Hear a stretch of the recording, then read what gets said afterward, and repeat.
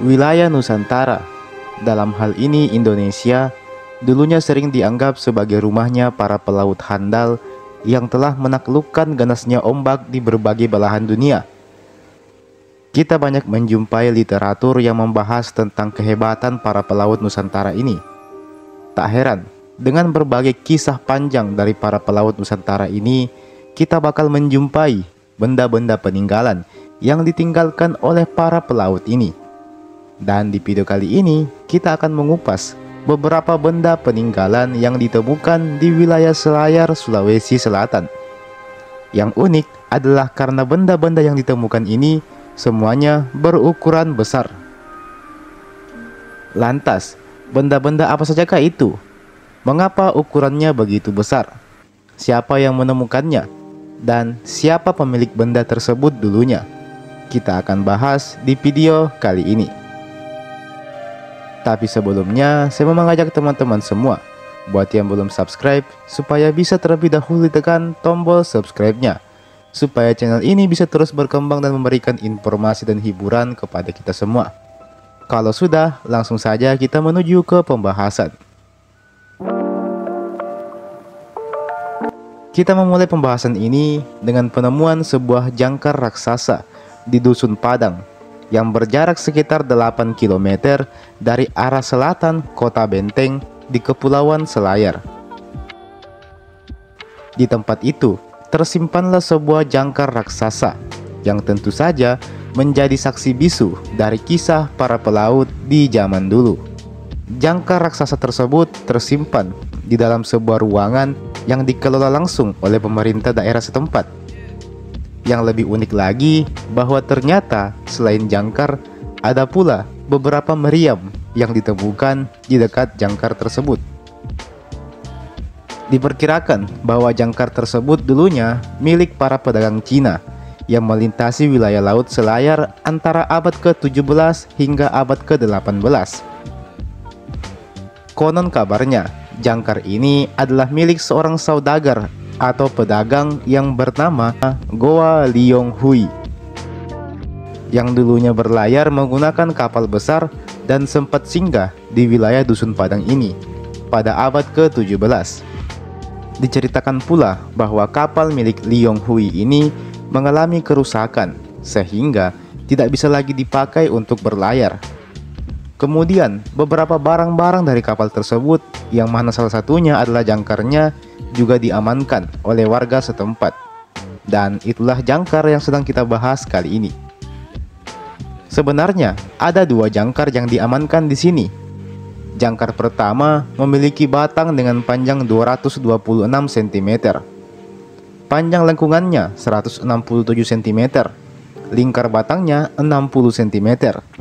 Sedangkan jangkar kedua berukuran panjang 229 cm dengan panjang lengkungan 117 cm dan lingkar batangnya adalah 70 cm. Sejak dulu, jangkar ini telah menjadi sebuah destinasi bagi para wisatawan untuk berkunjung dan mempelajari sejarah dari jangkar yang berusia ratusan tahun tersebut. Keberadaan jangkar ini juga tentu tidak luput dari perhatian para peneliti. Untuk meriamnya sendiri terdiri dari 3 buah, dan rupanya meriam ini punya cerita tersendiri, di mana meriam-meriam ini diceritakan adalah milik seorang saudagar keturunan Cina yang berasal dari kerajaan Goa yang bernama Baban Desa. Adapun kisah di balik disimpannya meriam ini belum diketahui sampai sekarang. Dari jangkar dan meriam, kita beralih ke penemuan selanjutnya, adalah sebuah nekara alias gendang atau gong raksasa yang juga ditemukan di wilayah Selayar, Sulawesi Selatan. Nekara ini berdiameter sekitar 1 meter dan ditemukan di Kampung Mata Lalang, Desa Bontobangun. Adapun kisah dari benda raksasa ini bermula ketika seorang petani yang bernama Sabura berhasil menemukannya di tahun 1686 yang lalu. Iya, ternyata benda ini berusia lebih lama dari jangkar raksasa tadi. Adapun Sabura, sosok petani yang menemukannya, tercatat dulunya adalah warga dari kerajaan Putabanggun.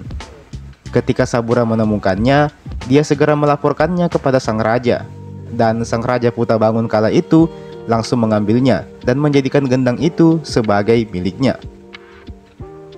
Masyarakat Selayar sendiri sering menyebut benda itu dengan nama gong besar. Dan sejak ditemukan, gong raksasa itu telah menjadi bagian dari benda pusaka kerajaan Putabanggun. Adapun nekara ini juga diberi sesaji dan dianggap sebagai pusaka kerajaan, sehingga tidak boleh dipindah-pindahkan. Demikian tulis Nugroho Noto Susanto dan kawan-kawannya dalam buku Sejarah Nasional Indonesia.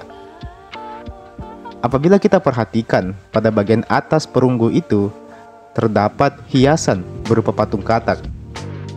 Pada sisi sampingnya terdapat gambar-gambar hewan berupa 16 ekor gajah, 54 ekor burung, dan 18 ekor ikan, serta ada 11 helai daun sirih. Berdasarkan cerita dari masyarakat setempat, nekara ini dipercaya sebagai alat yang digunakan dalam ritual memanggil hujan. Nekara ini punya pasangan yang berada di Vietnam, dan nekara di Vietnam itu dianggap sebagai istri atau pasangan dari nekara yang ada di Selayar ini. Alasannya karena nekara di Vietnam itu memiliki gambar katak yang lebih kecil. Hasil penelitian menunjukkan bahwa nekara perunggu ini memiliki kaitan dengan kebudayaan Dongson yang antara tahun 600 sebelum Masehi hingga 300 Masehi memang terkenal dengan peninggalan logamnya. Dongson sendiri adalah nama dari sebuah desa yang ada di Vietnam. Jadi kebudayaan Dongson itu dari Vietnam, dan kemungkinan nekara ini juga berasal dari Vietnam. Meski begitu, tidak diketahui secara pasti sejak kapan nekara ini telah ada di Selayar. Satu hal yang pasti, kalau usia dari nekara ini sudah sangat tua. Nekara ini telah ada sejak agama Islam belum masuk di Sulawesi, dan bahkan sudah ada sebelum para pedagang Eropa mulai datang dan memburu rempah-rempah di wilayah Nusantara. Dan ada satu cerita yang tak kalah menariknya tentang nekara ini.